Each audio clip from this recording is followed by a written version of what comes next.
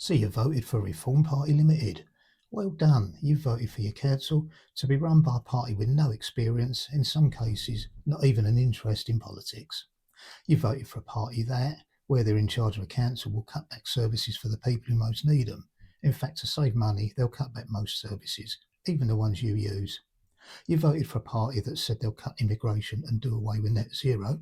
No coincidence they're bankrolled by the oil and gas industry, only they can't because these issues are legislated at a national level. And although you're celebrating, when you drill down a bit further, you find your 677 councillors are less than the Greens' 880, the Lib Dems' 3,264, the Conservatives' 4,507, and just over 10% of Labour's 6,395 because of the way the electoral system works. A system reform have always wanted to change, but now it suits them, are happy to keep. So not as popular as you think, eh?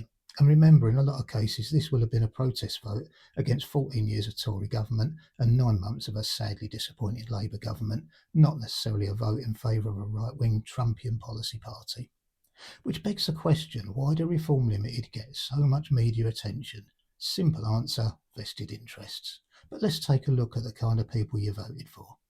Obviously, the party's led by that frog-faced fascist fucker Farage, who has Russian backing and supports the ideals of Donald Trump, has earned £1 million from 12 jobs since becoming an MP 10 months ago, and has one of the lowest voting records in Parliament. He'd need a map to find his constituency in Clacton. His first speech was to say in the council's Reform UK have won, they'll carry out purges, Elon Musk style, and he laughed at the prospect of job losses.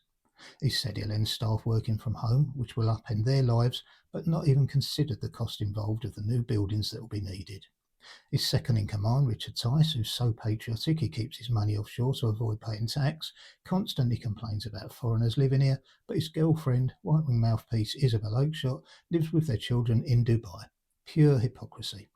7 candidates in Doncaster have previously made white supremacist and Hitler-themed posts. Andrea Jenkins, the new mayor for Greater Lincolnshire, who famously gave the middle finger to journalists, there's a class act, was threatened with legal action from the Tories because she's broken electoral law by not even living in the area. Be interesting to see if they actually got the balls to go ahead with that. And her speech talked about getting rid of any staff with a DEI-related job, but the council have confirmed there aren't any. Hopefully this will be a blip in UK politics, especially when people see the mess Trump makes during his term in America and the mess Reform UK make here. Now they have to be accountable. If you enjoyed this video, like or share would be appreciated. Want to see more? Why not subscribe? Comments welcome.